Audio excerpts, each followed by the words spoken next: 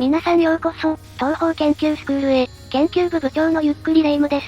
ゆっくりマリサだぜ。今回は魅惑の玉とキャラについて解説していきますよ。玉というと人間とウサギのハーフのようなキャラでどの子も魅力的だよな。そんな今回紹介するウサギキャラはセイラン、リンゴ、冷戦うどんゲイン稲葉亭となっています。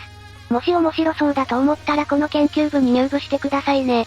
また、高評価だけでも押してくれるとモチベーションにつながるのでお願いするぜ。それでは、早速解説スタートです。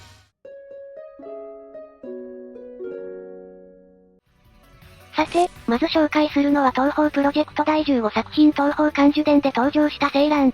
二つ名の通りの浅黄色の髪に、玉と特有の赤い目と長いうさ耳を持っていますね。うさ耳には耳標番号のような黄色いタグがついているのですよ。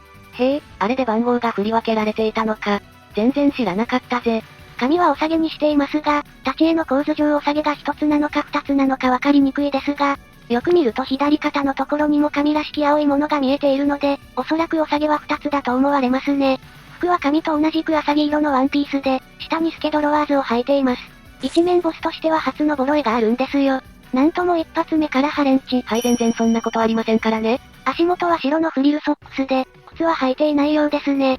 立ち絵では見えませんが尻尾があり、ドットグラフィックをよーく見ると白いうさ尻尾が確認できますよ。手には身の丈ほどの杵を持っていますが、先端には赤ゆかり色のシミがついていますよね。ああ、それ気になってたんだよ。私はナメック星人の血だと睨んでる。確かに紫色の血だけど違うでしょ。おまけテキストによると直前まで餅をついていたらしいですが、真相はいかに。お餅ついてて、紫色になることないもんな。これはやっぱりセイランナメック星人を。一旦ナメック星人から離れようか。彼女の性格は明るく陽気でノリが軽いですね。裏切り者の冷戦にも、旧友のような感覚で話しかけてくれますよ。また、負けると簡単に部隊の本拠地のありかを吐いてしまうと、職務に対する責任感はあまりないですね。とは言っても全般的に、東方の玉という種族はみんなのんびり屋な感じですよ。月のウサギは狩猟も見られてない時はみんなかなり適当にやってたりします。冷戦曰く自分勝手な月のウサギとのこと。まあ純粋な動物らしい性格ってことだな。イーグルラビと呼ばれる地上の調査部隊の中でも潜入捜査という、一番危険な仕事を持っているんですよ。しかし、危険な割に賃金は低いようですね。調査部隊イーグルラビの先兵として地上に降り立っている際、主人公と鉢合わせて戦闘になったわけです。現地部隊になったのは、じゃんけんで負けたかららしいです。いやじゃんけんで決めてたのかよ。住んでいた月の都は、ドレミーによる夢の中の世界ということに気づき独自に調査していたリンゴとは違って、全くそのことに気づいていないようですね。ちなみに、この名前は神主曰くどこか中国っぽくしたかったんですよね、とのことなので、中国風な名前になっているんですよ。中国の名前ってかっこいいよな。こんな感じの名前とか。それ中国語でナメック星人やないか。さて、次は東方プロジェクト第15作品東方漢樹伝の2面ボスにて、登場した月のウサギであるリンゴです。イーグルラビと呼ばれる地上の調査部隊の中で、情報管理という官職を担っています。楽な割に位の高い役職だそうですね。ぜひとも雇ってほしいですよ。嫌味として頑張らんかい。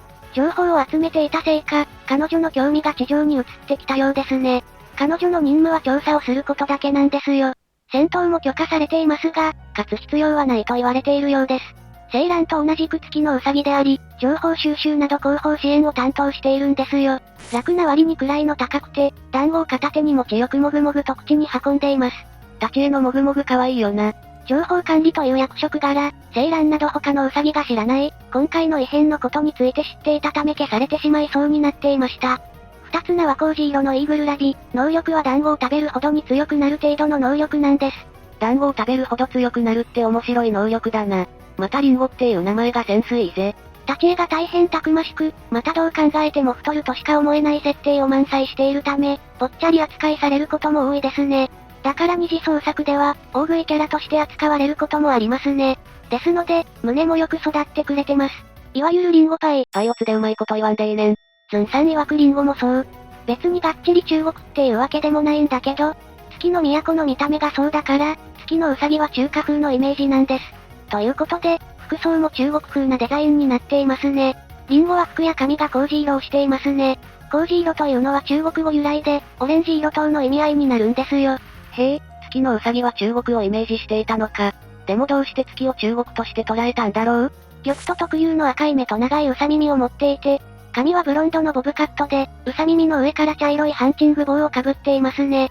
服は2つ名の通り麹色のシャツと、黄色と白の縞模様のカボチャパンツ。シャツの丈は短めで、東方では珍しい公式ヘソチラとなっています。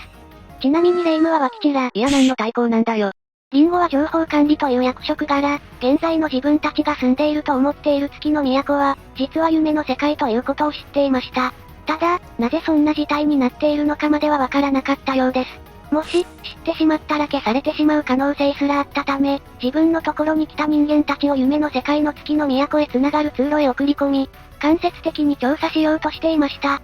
おー、リンゴめちゃくちゃ賢いな。イーグルラビの本拠地である妖怪の山山頂の湖にて、セイランから本拠地の場所を聞き出してきた主人公と戦闘になりました。戦闘後は主人公に援助や通路への道を明け渡し、自分は地上に残ることに決めたようです。冷戦勝利後、地上に憧れるセリフも言ってたしな。私も我が母上に憧れて美脇を見せようとシャツくり抜いたらダサすぎてやめました。もしかしてレイムさんっておバカなの？さて、月のウサギといえばもう一人明確なキャラとして登場した霊仙がいます。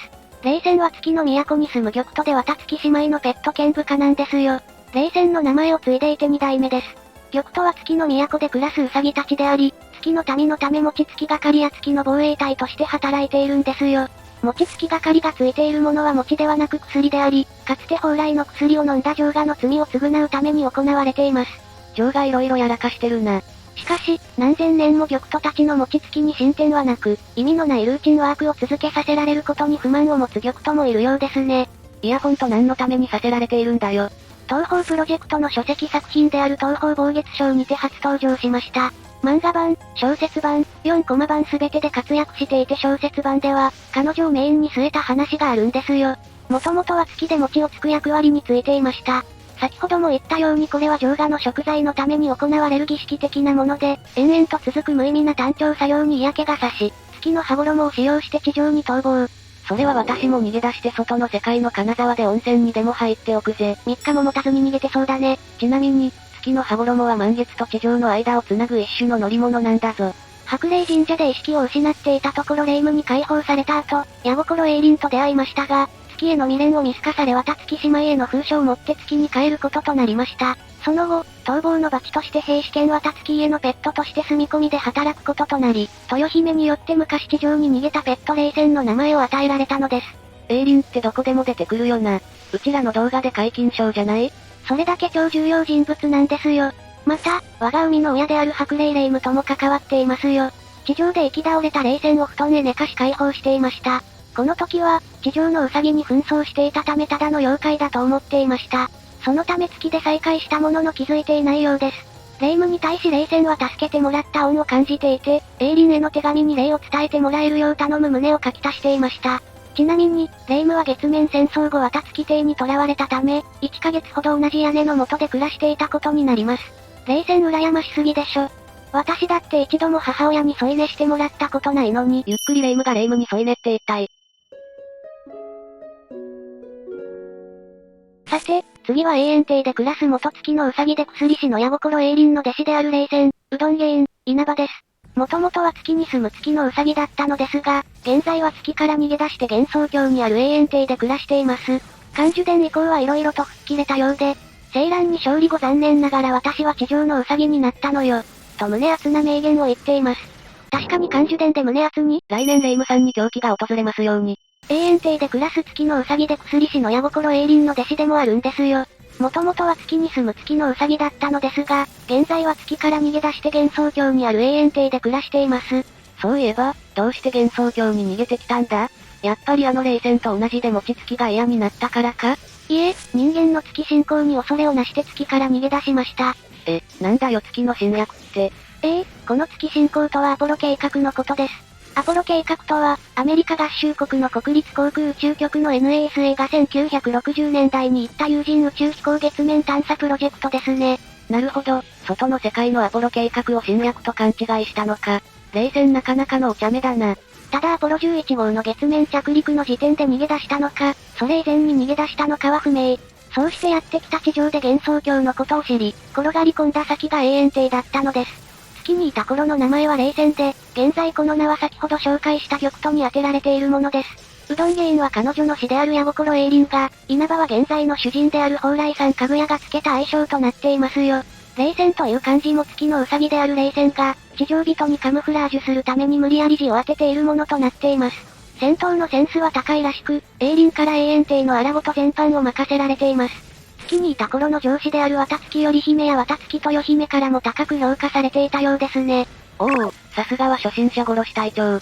また、月のテクノロジーについても造形があり、地上の基準より数段進んだ電子機器を独力で作成することができるようです。そして、他ののんびり屋のウサギとは違って使命感があり、誰かのために行動しているのも霊仙の魅力でしょう。ドレミ曰く、地上に染まったようです。漢樹伝では夏服ブラウス姿でうさ耳のある拳銃を持っていますね。また、戦闘でのストレスがすぐに耳に出るらしくて、耳がヨレヨレになって折れてしまうようですね。あれストレスでヨレヨレだったの？そう、ゲームの立ち絵を見るといずれも耳がヨレヨレで大抵折れているのがわかりますね。やはり戦闘やら手の尻拭いやらで、ストレスが溜まっているのでしょう。ちなみに、尻尾はどうなってるのって気になっていた人はいるんじゃないでしょうか？ああ、霊仙の尻尾どんな感じなのかすごく気になるぜ。実は霊仙の尻尾は、秘密です。さて、ラストは純粋な地上ウサギで、東方栄夜小5面中ボスの稲葉帝ですね。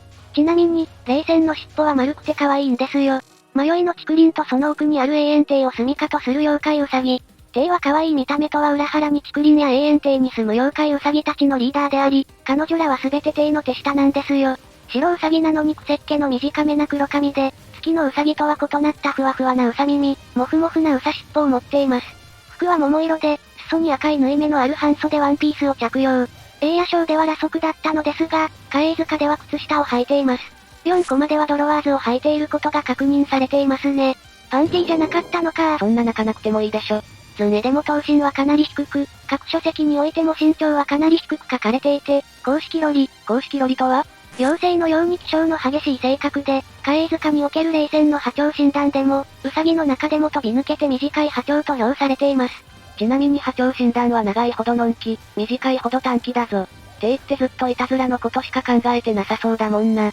ただ、お師匠様の栄林より大黒様の方がいい薬を作る、と栄林を苔にしたりと、妙なカリスマを発揮することも。いや幻想郷広しといえど栄林を苔にできるのは帝ぐらいだろ。栄林とかぐやが迷いの竹林に永遠帝を建てて数百年後に永遠帝に侵入しています。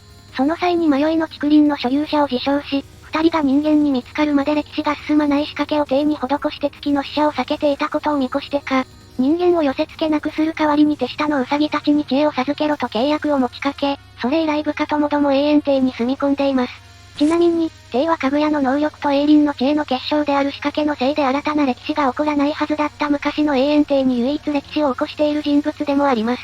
帝がなぜ仕掛けをくぐり抜けているかは栄林すらわかっていないのですよ。一体このウサギ何者なんだ？暴月賞小説版で、栄林は帝について気がついたらいて、気がついたらいなくなっているとその不思議な神出鬼没さについて評していますね。一方で重要な時には必ずいるともしていて、かなり不思議なうさこなことがわかりますね。とはいえ、漫画版東方暴月賞では、私は賢い月の御人についてよかったよ。と言って、永遠帝のメンバーの場を盛り上げていました。一応永遠帝のみんなのことは慕っているのか。ちなみに中華圏だと稲葉帝という表記となります。それめっちゃ強そうやん。さて、今回はここまでにします。視聴者さんの好きなウサギキャラがいたら教えてくれよな。それではここまでご視聴ありがとうございました。ご視聴ありがとうございました。グッドボタンとチャンネル登録よろしくお願いします。